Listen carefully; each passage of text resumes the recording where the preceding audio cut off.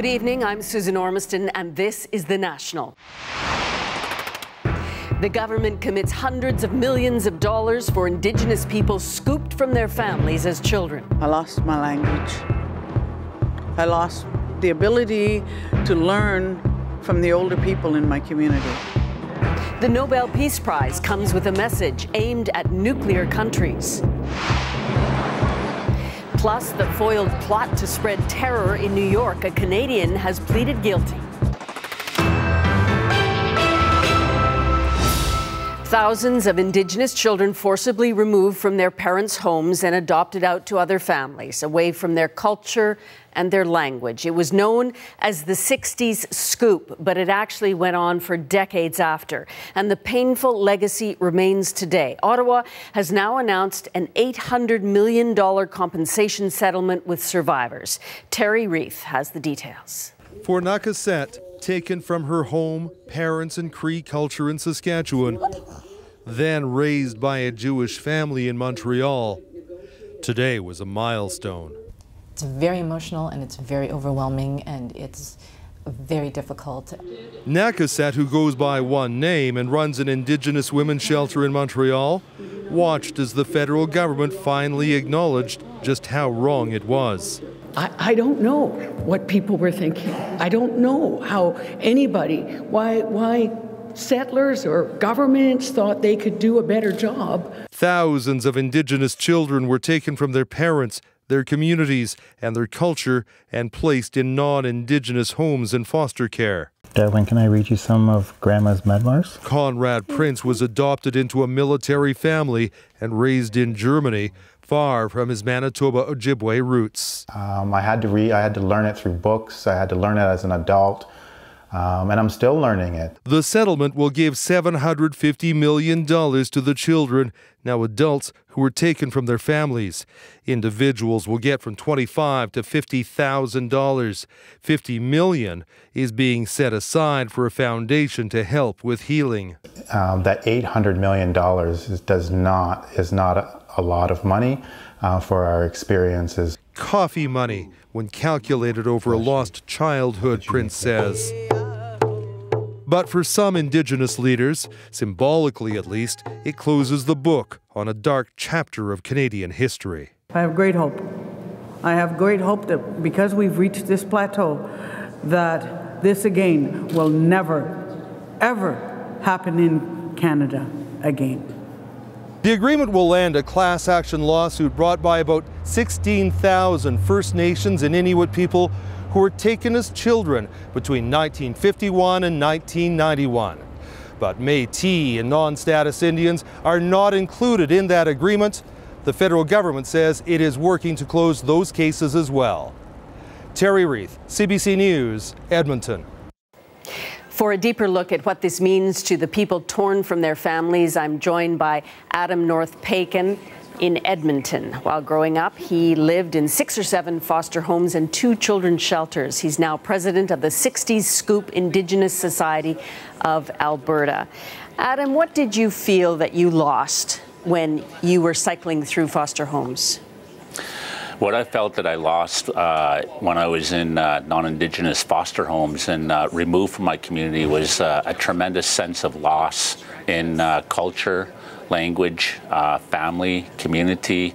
Abandonment was huge. It was a huge loss that I experienced, but I guess the greatest sense of loss is just loss of family, not knowing who my family was, where I came from, where I fitted.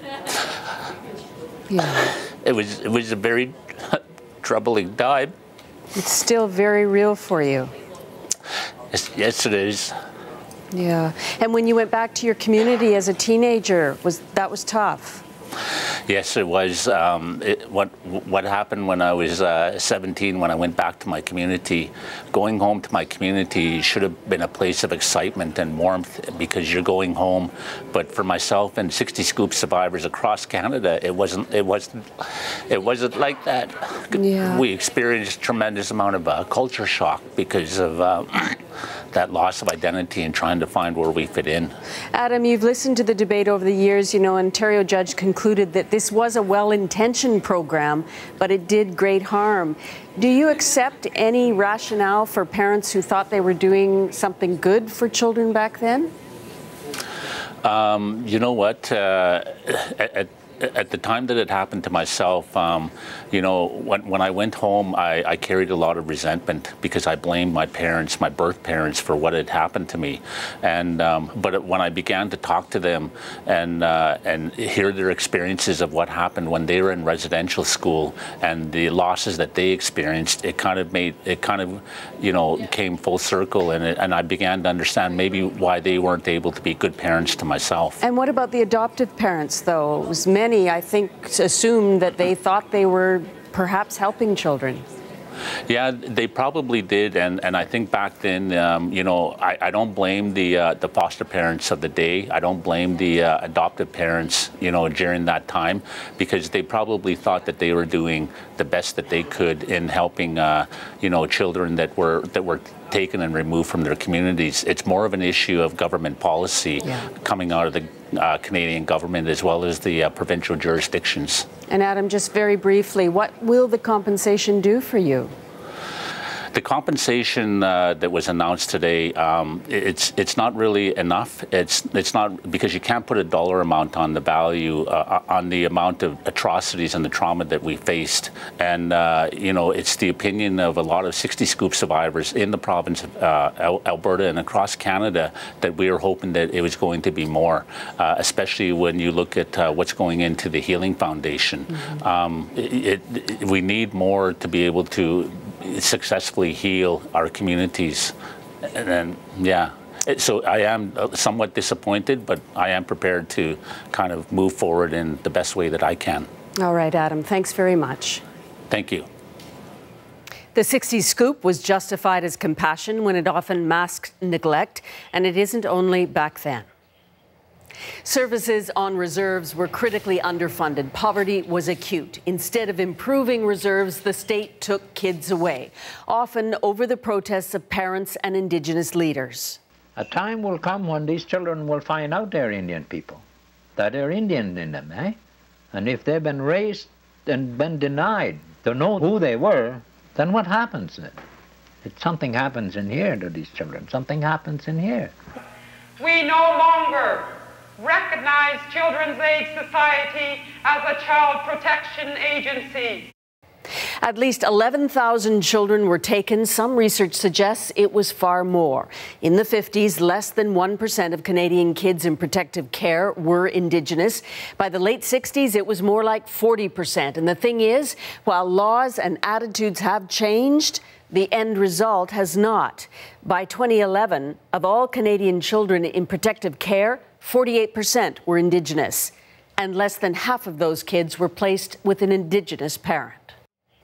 As we know, residential schools were another injustice faced by more than 150,000 Indigenous children. And today, the Supreme Court of Canada settled a dispute about what should be done with sensitive records and documents related to their abuse. The CBC's Tom Perry has that story. Christ came to Bethlehem. Understanding the history of Canada's residential schools is a work in progress.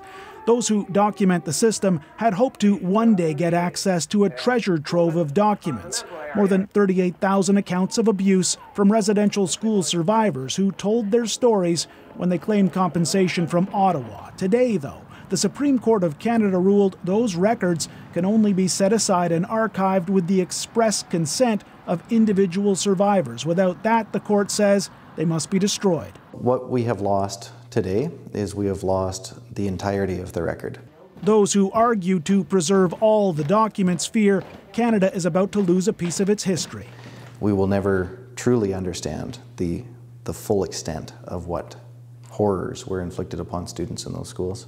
The court says when survivors told their stories, they were always assured they would be kept private. The high premium placed on confidentiality becomes apparent when one considers the nature of the information disclosed during this process, the court wrote in its verdict.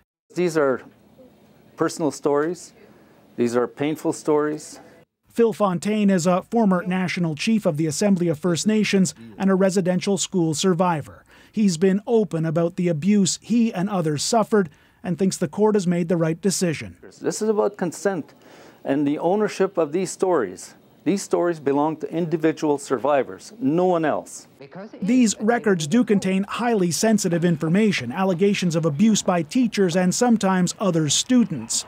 Some argued any disclosure of these sorts of details could be painful. One can readily imagine that if even the fear that this information could come out within the community would be just devastating. The federal government says it's disappointed with the ruling, but documents won't be destroyed just yet. The court says they should be held for 15 years to give survivors a chance to come forward and ask that their file be preserved. If that consent doesn't come, or if a person is not alive to give it, the records will be deleted. The stories lost forever. Tom Perry, CBC News, Ottawa. We're learning today about a terror plot that was planned for New York City in the summer of last year. Attacks including bombs in the subway and Times Square. A U.S. court has just unsealed the charges against 3 men, and one of them is Canadian. The CBC's Katie Simpson has more. In their own words, the suspects wanted to carry out a slaughter in New York City. Targets included Times Square, the subway system, concert venues, and even street corners. The plot involved bombs and guns and was to be carried out in the name of ISIS during the holy month of Ramadan last year. A 19-year-old Canadian from Mississauga has pleaded guilty for his role in planning the attacks. Police say Abdul Rahman al-Banasawi was working alongside an American who lived in Pakistan and a man in the Philippines. They communicated through instant messenger programs online and bragged about how they would carry out the next 9/11. But an undercover FBI agent infiltrated the small group, which allowed authorities in the U.S. and Canada to track the men and their movements. Al-Banasawi purchased bomb-making materials and sent photos of the explosive chemicals to the other men. They were stored at a cabin that is driving distance from New York City and acted as a staging area. They also shared with each other maps of the subway system that had been clearly marked up. Police moved in once al-Banasawi left Canada for New Jersey in May of 2016. He was arrested and already pleaded guilty to terrorism-related charges. The other 2 men have been arrested as well, and authorities are trying to bring them to the U.S.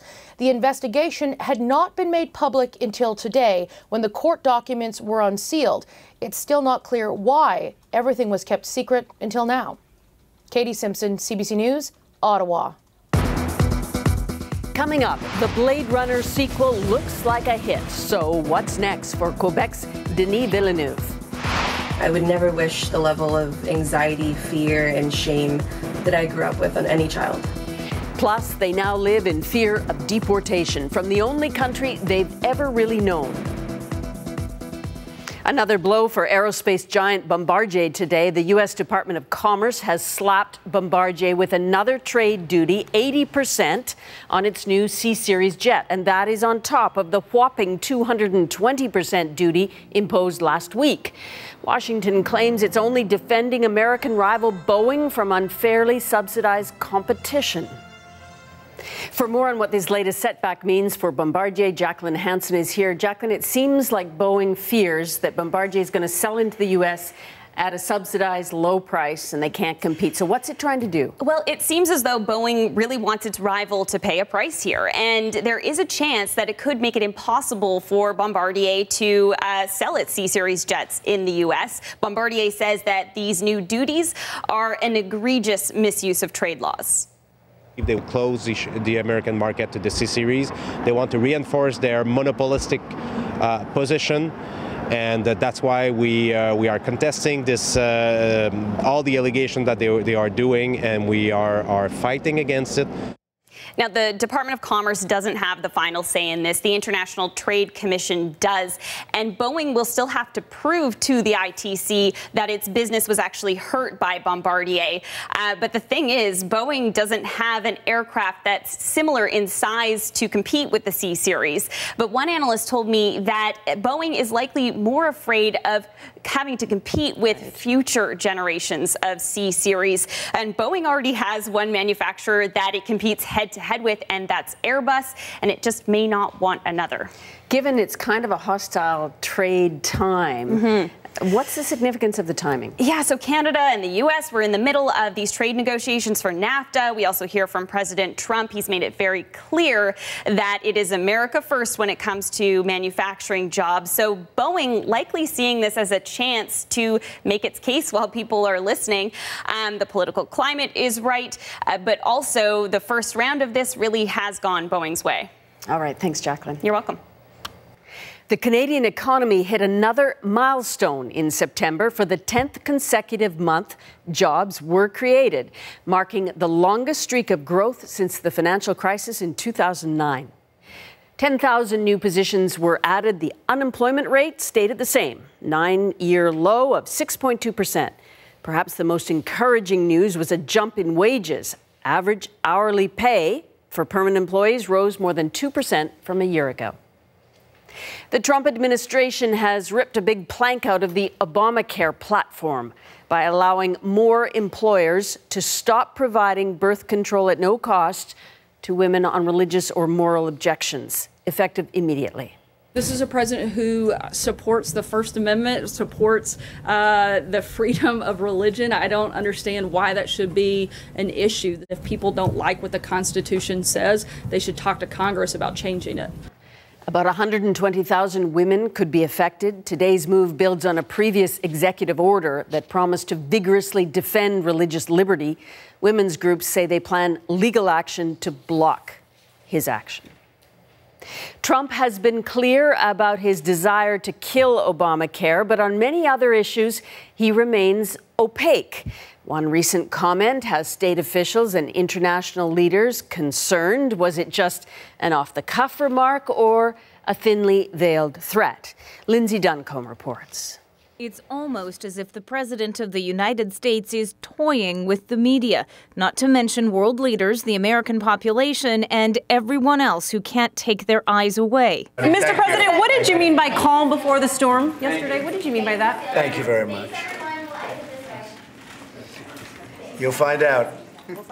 Last night, before a dinner with military leaders and their families, Trump seemed to tease the possibility of warfare. On the same day, he said this to his top generals, televised, of course. Moving forward, I also expect you to provide me with a broad range of military options when needed at a much faster pace. But the vaguely threatening tone comes as the United States faces two nuclear foreign policy challenges and a deadline.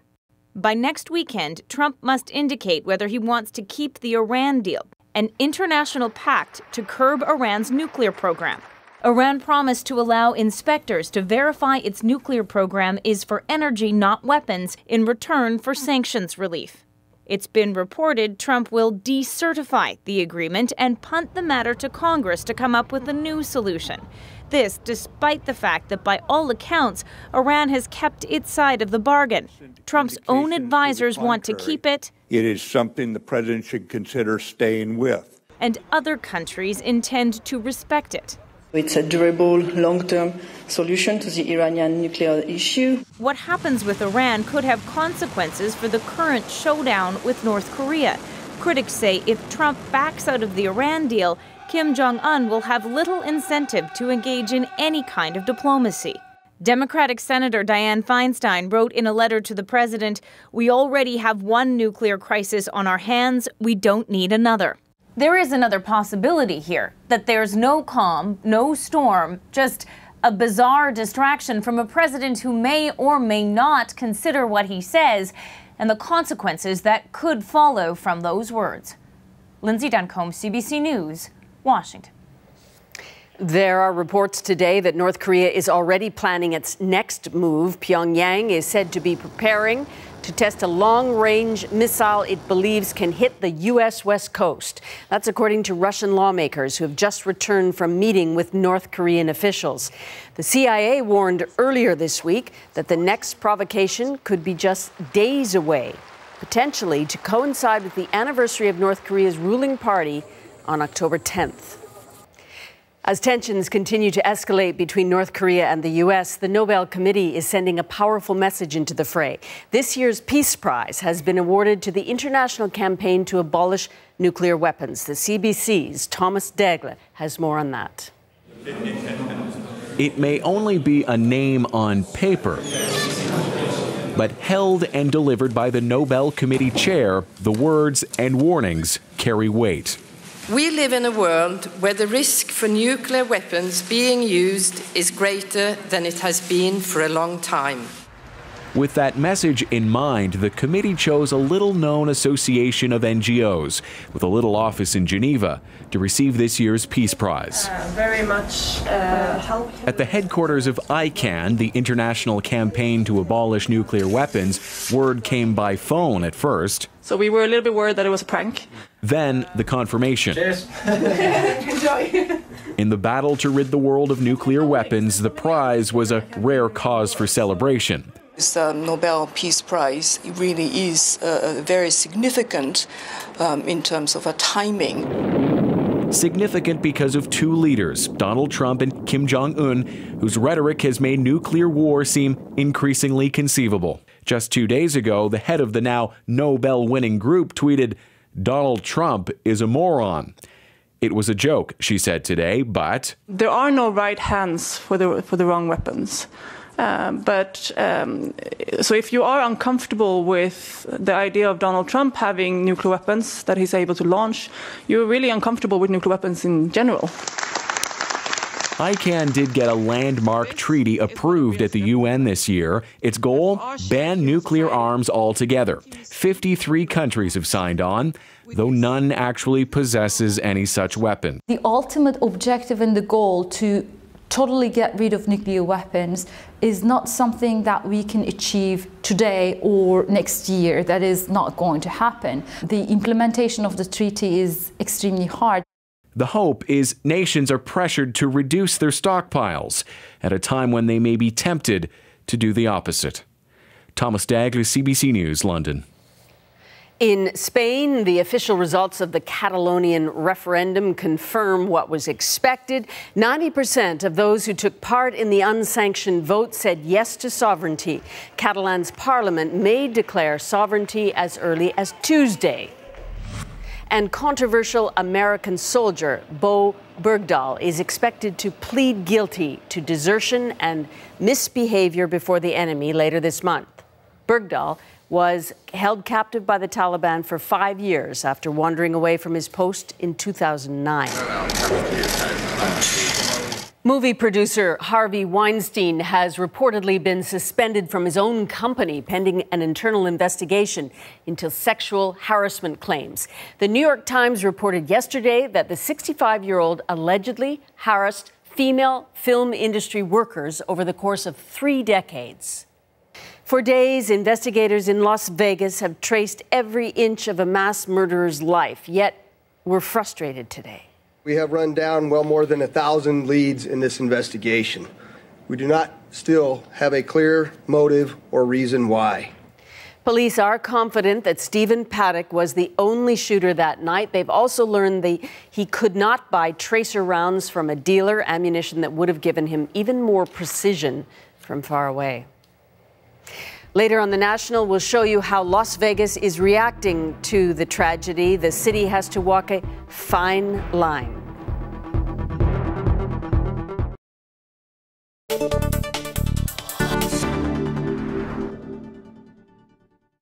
Margaret Atwood's farm is located in southwestern Ontario. She doesn't want people to know exactly where because she doesn't like visitors, especially not the uninvited variety. Carloads of drunken fans have descended upon the farm in the past, and the memories of them on her doorstep is not something she cherishes. Margaret Atwood has always had an image problem.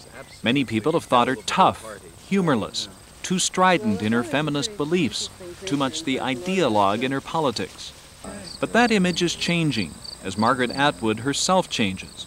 3 years ago, she had a baby girl, Eleanor Jess, and starting then, Margaret Atwood says, the public image of her as Dragon Lady began to change. Something really, a horrible cliche took place. I wouldn't have believed it. As soon as I had a baby, everybody started writing about me in much modified terms as a sort of motherly person. So believe it or not, there you are. I don't think I'd really, quotes, changed all that much. In other words, I don't think I was as tough as everybody thought before I had the baby, and I don't think I was as soft and sort of bouncy as everybody thought afterwards. When you write, do you set yourself a schedule? Do you follow a set schedule? Before I had a child, I used to write all day, maybe 10 hours. I would get up at about 10 and stay up till 3 in the morning and worry until about 6 p.m. and then start writing. But now I have to limit the amount of time I spend on anxiety because otherwise I would use up 5 hours on that, and I only have 5 hours a day. I work from about 1 o'clock until about 6. Do you have a gut feeling about how it is going to be received, whether it's Lady Oracle or Life Before Man? Yes, I do, and sometimes I'm wrong.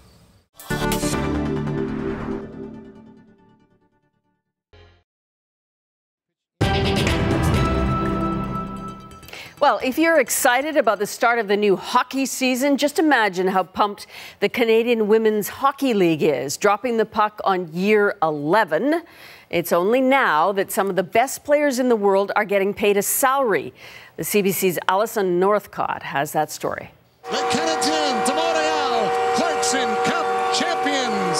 Hockey is the thing, it's my passion. It's a really proud thing to be able to say, hey, I play for Les Canadiens. These women really act as role models for the young girls. It's hard to have a 40-hour day job and then show up at the rink and try to be sharp. On the ice, Cassandra Poudrier is a defenseman with the Montreal Canadiens, playing the highest level of women's hockey in Canada. Okay, in what language? But that doesn't pay the bills, so Poudrier also works full-time at a Montreal high school. When the bell rings, her day is far from over.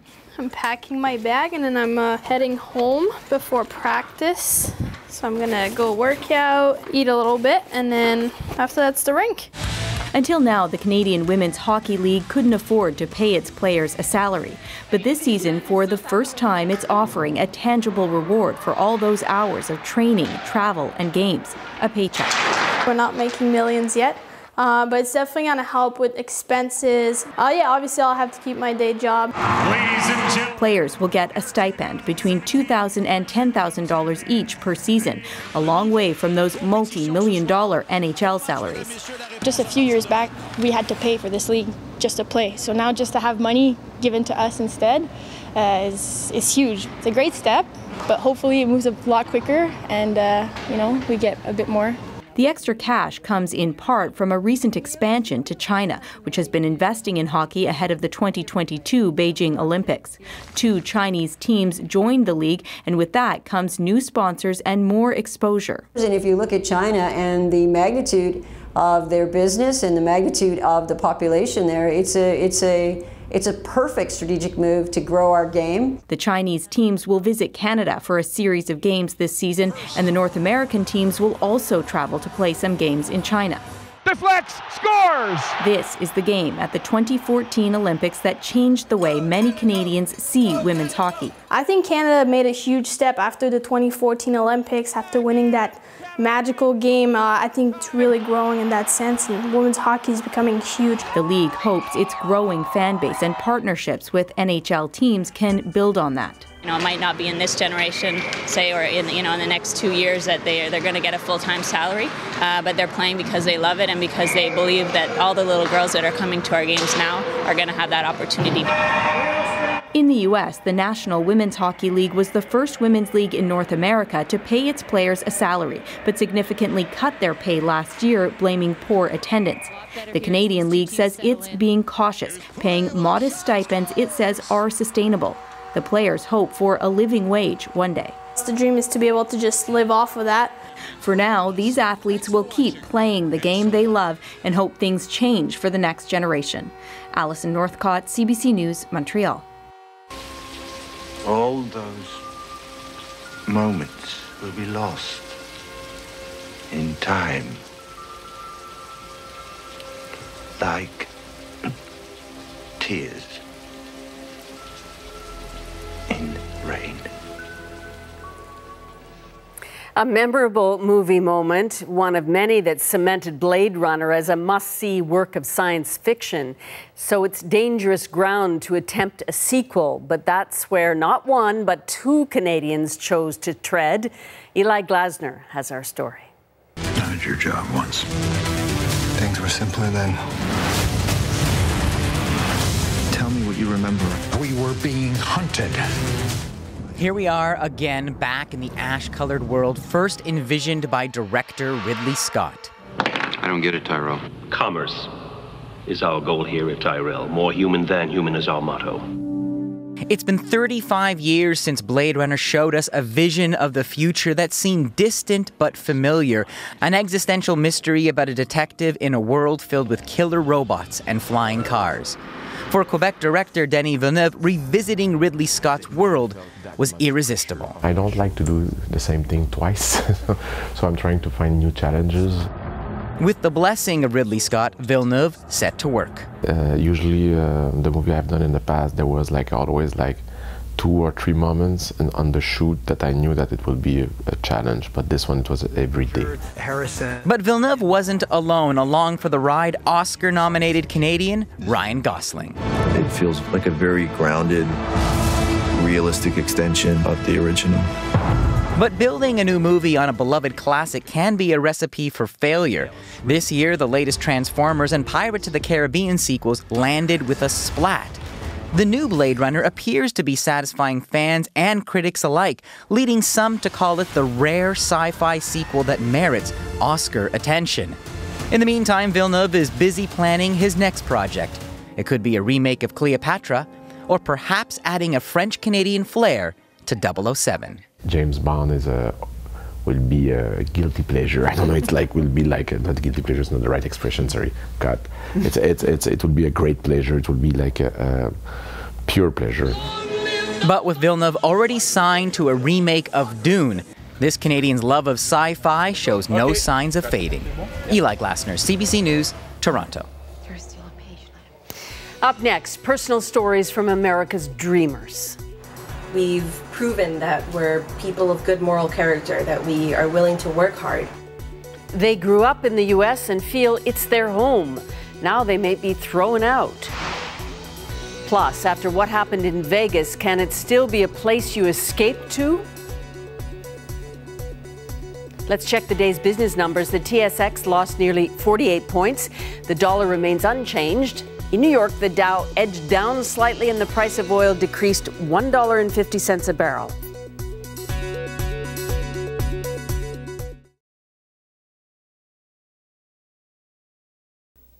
A new disease with some old familiar symptoms has struck teenage girls around the world.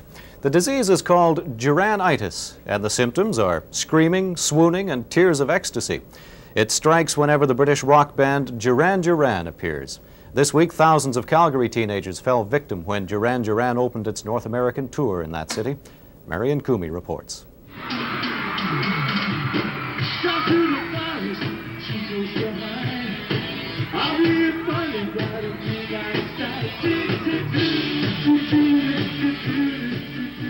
Simon, Andy, Nick, John, and Roger are Duran Duran, a popular British rock group. They've been dubbed the Fab Five, but such comparisons to the Beatles aren't because the music is similar, it's because of the girls.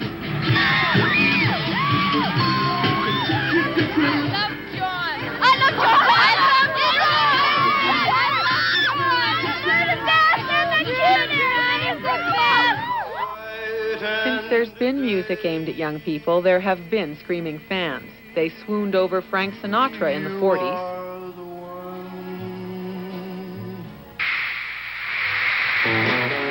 In the 60s, fans created a new word, Beatlemania, for their love of John, Paul, George, and Ringo.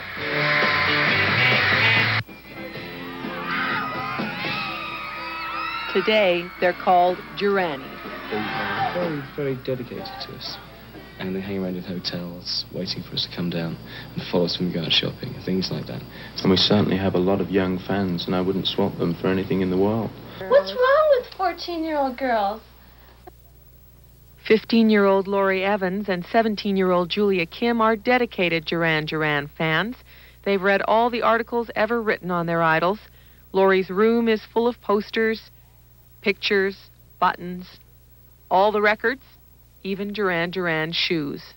I used to think that people who had posters and listened to and bought all the albums were a little bit spinny and not quite in touch with reality and were groupies. But then when Duran Duran came along, it didn't seem like that. I'm not quite sure why, actually. Because I'm supposed to be the stable type, like not go crazy over Duran Duran or, you know. And so do you think it makes you seem unstable because you really like a rock group? Yeah, they're seeing the other side of me. More than 8,000 Duran Duran fans, most of them under 18, went to the Olympic Saddle Dome to hear what the band calls their music without a message. They willingly lined up to buy $25 sweatshirts and other souvenirs, and then pushed their way into $15 seats to await their heroes. Ladies and gentlemen of Canada, this gathering tonight is the beginning of our North American tour. Do you get tired of being associated with, you know, their 5 great-looking guys? I get a bit, I think sometimes, well, I've got a little bit more to offer than just that. Some rock critics say that to become a long-term success, Duran Duran will have to change its image as a teeny bopper group. But for now, they remain young, good-looking, clean-cut, well-dressed, musically adept, full of catchy, danceable tunes, the stuff teen fantasies are made of. Possibly the best concert in history of civilization as we know it, okay? It was awesome. It was unbelievable. And Simon LeBlanc is so gorgeous, it isn't even funny.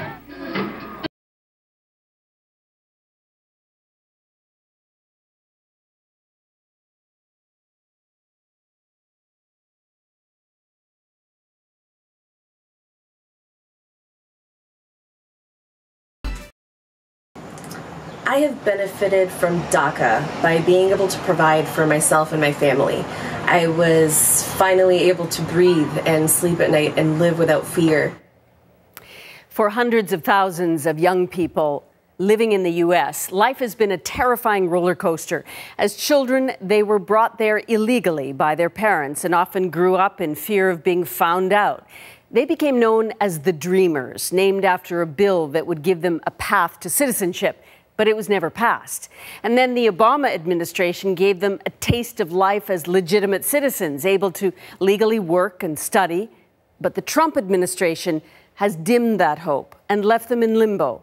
We asked 4 of them to record their personal stories. Listen now to the voices of the Dreamers. They are Americans in their heart, in their minds, in every single way but one, on paper.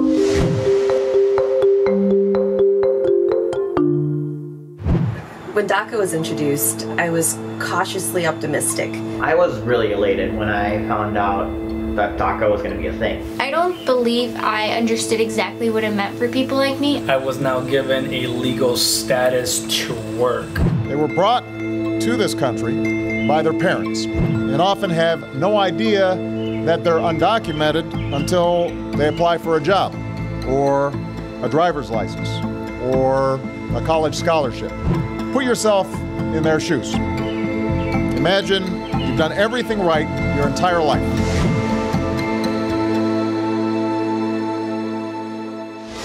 My name is Maria Garcia. When I came to this country, I was 3 years old, soon going on to 4. My name is Tony Choi. I came to this country in January of 1998. My name is Allie, and I came to the U.S. at 2 years old. My name is Miguel Angel Duncan Galvez Bravo, and I first came to this country at the age of 2.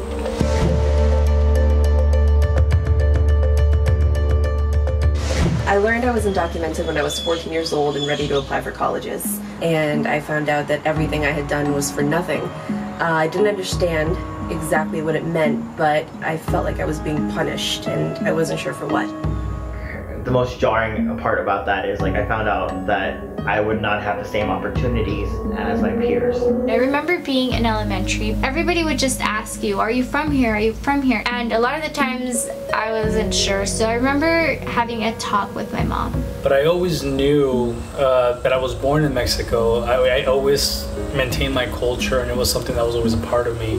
But I always thought that I was every much a bit American as anyone else. So imagine if someone told you that at 1 or 2 years old you were actually brought here and everything you've ever known is not yours.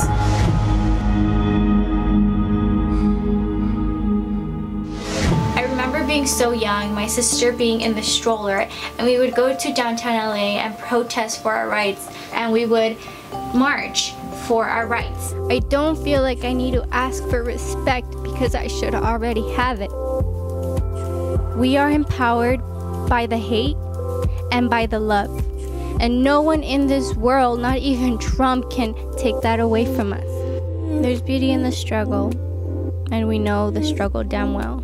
So very early on, my parents made it clear that there was a fight that needed to be fought and that we were not going to stay quiet, that we were going to, you know, let people know that we know our rights and we deserve a chance. Well, I grew up like any other normal kid. I didn't think that I was any different from my counterparts growing up. I played sports, I challenged myself academically, I volunteered, I worked, I had a normal childhood. I wasn't thinking of my status within this country. I wasn't thinking of the fear or having the fear of getting picked up and being deported as a child. So I felt like any other American kid growing up.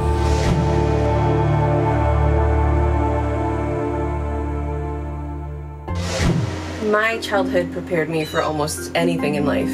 It was full of love and good memories, but it was very difficult and I never understood why. We didn't qualify for government assistance because we were undocumented. My mom was a single mom of 3 kids, just learning how to speak English. So we all contributed. I was cleaning houses at age 7 with her, and we all worked hard, contributed, and we made it work. I would never wish the level of anxiety, fear, and shame that I grew up with on any child. I got in trouble for falling asleep in class one time in 5th grade. The teacher was yelling at me, like, why are you falling asleep? And I told her, like, that my mom went to the waitress. I stayed up till 11:30 every night, waiting for my mom to come home. My sister was very angry with me. We don't want anyone to know that, that mom was working. Knowing not to stick out or stand out.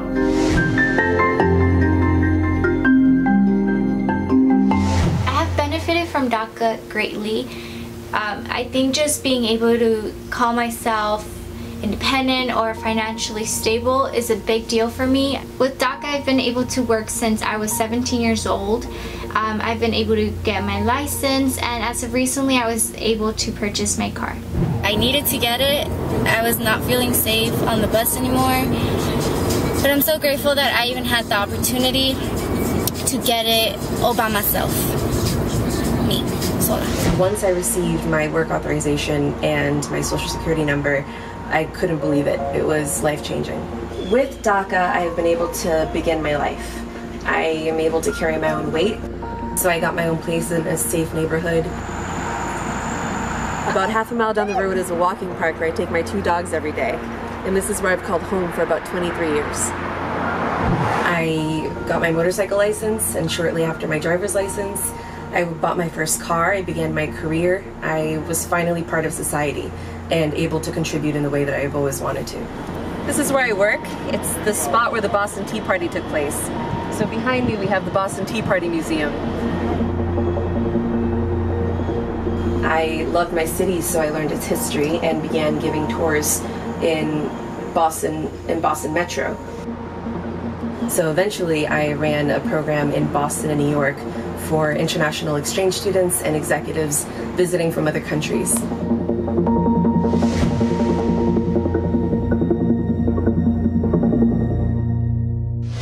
What I love about my job is being able to contribute to my students' future. I'm I'm a teacher's assistant and I help in a classroom where we work with 4-year-olds, so we are their first teachers in a sense, and it's really, really nice to be able to help them throughout their early educational process and kind of plant the seed of higher education very early on. So with DACA, I've been able to work for the past 5 years. The people united will never be defeated. As a DACA recipient, I am worried that the president-elect will terminate the Deferred Action for Childhood Arrivals program, which allows me to work and which allows me to find a future in America.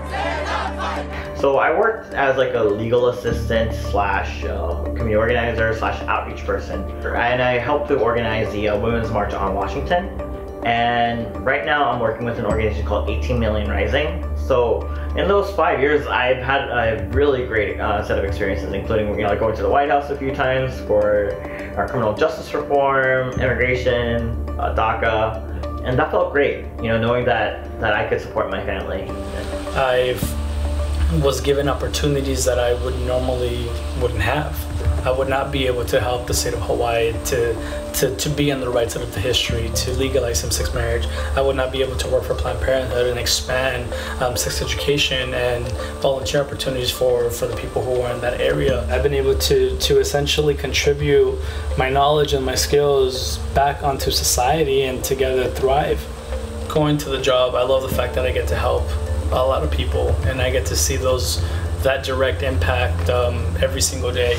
Good morning. I'm here today to announce that the program known as DACA that was effectuated under the Obama administration is being rescinded.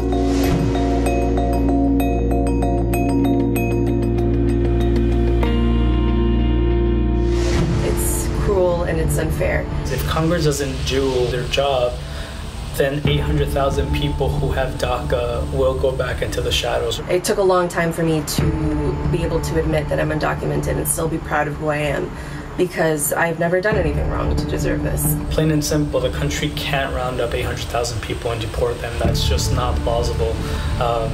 Financially and logistically, it can't happen. We were asked by our government to identify ourselves and come forward, and we have. Every 2 years, I provide biometrics, which are photos, fingerprints, etc., and I pass a criminal background test. We've complied with our end of the deal, and it's only fair that we are offered some kind of pathway or line to get in. If they were to take DACA away from me, I would be at a loss. I would have to, I guess, go back to into the shadow economy. And not only would it be affecting myself and my family, but it would also affect my husband, who's an American citizen. And he would have to relocate with me to a country where he doesn't even know the language or the culture. I want to stay here because this is my home. This is where I belong.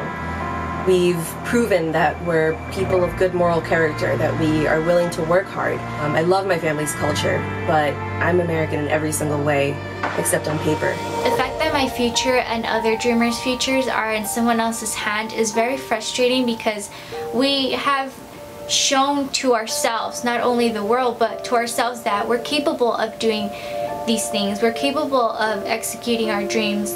I am an American, as simple as that. I do not intend on going back to Korea whatsoever. So I am making damnedest sure that I will not go back. It's time that we give people the opportunity to fix their status for good. This has been the only home I've known. People that I've met here, friends that I've bonded with, I'm gonna leave them behind. They have their life here, and leaving will just completely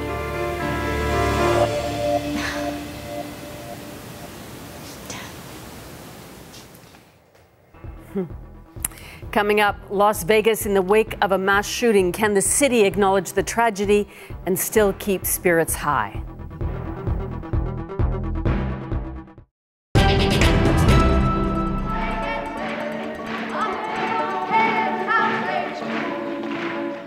In Toronto today, nearly 1,000 women gathered.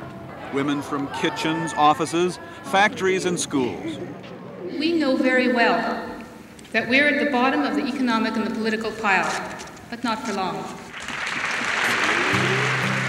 International Women's Day commemorates an angry rebellion by women sweatshop workers in New York who walked off the job to win decent wages and working conditions.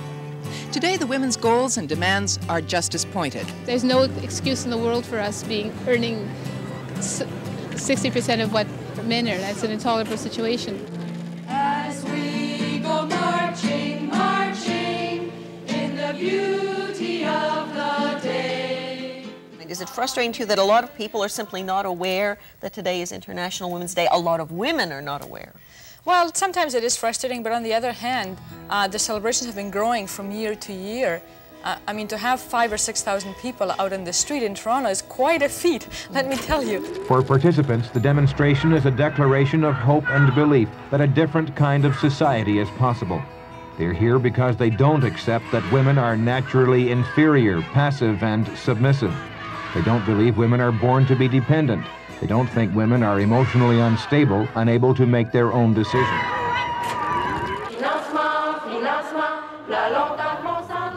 20 years ago, graduates grappled with the idea of careers. These young women assume they'll have careers and more. I want to try and have it all. I'd like to have an education and a job that I'm happy with. We're not as radical, we're more equalist. Yeah. Like many young women today, these students say they're not feminists. On this International Women's Day, which celebrates the efforts of women to build a better world, they believe that world is here already.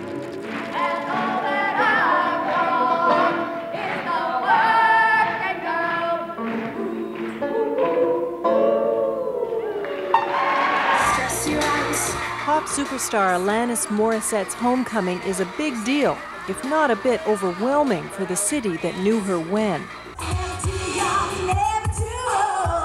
You can forgive the good people of Ottawa for not seeing it. They remember Morissette as a teenage dance queen with big hair and frosted lipstick who sang at the mall. Today, at her first press conference since she unveiled her new look, sound, and record, Jagged Little Pill, Morissette was asked to explain what happened to the dance queen. You know, the biggest changes that I went through personally were between the ages of 16 and 21, and I think it's inevitable it's going to come out in your music, so. Despite some people's confusion at her radical musical makeover, Ottawa's mayor proclaimed today Alanis Morissette Day and handed over the key to the city. This just sort of represents that the city that I grew up in, that I went through so many things in, is something that I don't want to really put in my past, really. I just want to make a peace with where I came from, and, I'm apprehensive to accept an Alanis Morissette Day. I'll take an Alanis Morissette moment. She says her musical priorities and motives have completely changed. Over the last 4 years, just learned how to write for my own reasons and write for myself, and as I said, it's pretty ironic that the moment I started doing that was the moment that most people related to it.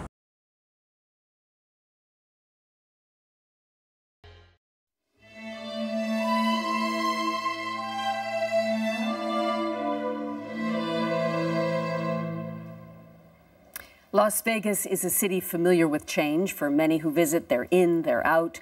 And a short while later, the city of sin is just a warm, fuzzy memory in their rear view. But Sunday night's massacre is stripping the veneer from Vegas. Kim Brunhuber has more on a city coping with a sudden act of violence. So close to the famous Bellagio fountains, you could feel the spray. There's a memorial to the victims. On the railing, a big Canadian flag, and no shortage of Canadian tourists to sign it, like Kylie and Caitlin Bradley from PEI. This is their first time in Vegas. We want to come here to see all the sights, and you see on TV what everybody does, and they enjoy themselves. After the shooting, they were on the fence about coming. Many of their friends canceled, but the Bradleys got on the plane. Can't let the bad guys win. The worst thing that could happen to us down there is that you may not get the Las Vegas story. The Las Vegas story, a myth built on the promise of escape, a fantasy land where the Jacksons from Vancouver had hoped to leave everything behind. Feel like a kid again and just enjoy yourself with not having to deal with the stresses of outside life that goes on. Now everything seems different, like this is just another city. You can tell the atmosphere here in Vegas has changed. The people are are a little more reserved. You see people with tears in their eyes like myself. You see them all around the Strip. The hotel's electronic billboards, ordinarily promoting hot chefs or upcoming shows, now commemorating the fallen. They walk a fine line between respecting the victims and bumming out their customers. This year, international tourism in the U.S. has gone down about 4%. This won't help. Here they come. There are now police everywhere along the Strip doing their best to seem like just another attraction. But here's the paradox. It makes some, like Saskatchewan's Ben Babby, even more nervous. That's a lot of cops just to try to keep you safe. I mean, really? Even before the attack, some hotels installed high-tech devices hoping to prevent this kind of mass violence.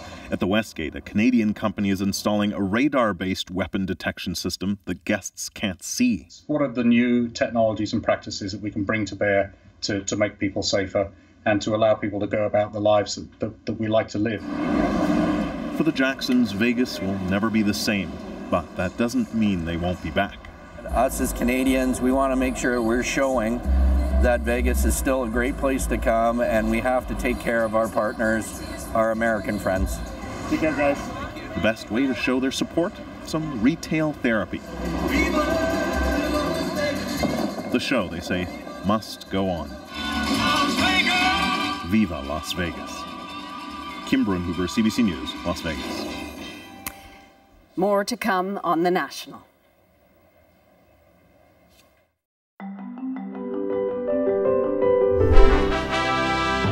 Tonight on The National, East Germany throws open its borders to the West. Future generations may very well point to this night and say, that was the night the Cold War really ended. West Germans have climbed up in a section of the wall. They're standing about 10 deep, looking over on the other side at soldiers on the other side. They're cheering, they're taking photographs, they're popping champagne corks.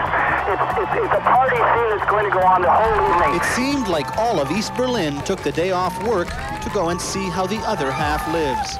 From morning till night, they streamed through the checkpoints into the western sector. Only 24 hours ago, heavily guarded, now wide open. All were given a rousing welcome. For East Berliners by the thousands, this was their first heady taste of true freedom. The tears of joy mingled with looks of disbelief, as though the enormity of the moment was so overwhelming, they weren't really sure what to make of it all. In sections big and small, the Berlin Wall is coming down. To those watching, it was a history-making act of demolition. Some German adults who remember Berlin before the wall found the experience emotionally wrenching. As a student, this East German was taught that the wall was meant to keep out evil capitalists. Today, he came to watch people punch holes in it. I wanted to see all with my own eyes, and now I saw it, and it's fantastic. Good evening from West Berlin. I'm Peter Mansbridge. That's the Brandenburg Gate. Visitors from the east who poured in through the historic Potsdamer Platz received a welcome that brought many to tears. It seemed fitting that Western police and Eastern soldiers should link arms to hold back the cheering crowds. On the ground, a performing bear joined the party. The wall openings are becoming a daily tradition here now, as East and West agree there have to be more routes to handle the tens of thousands of East Berliners who are crossing every hour. The vast majority just coming to take a look, do a little shopping, and then head back. And East German soldiers who used to look pretty stone-faced now look pretty tame with their flowers and smiles. The Germany of tomorrow is being shaped today in this Berlin autumn unlike any we've ever seen.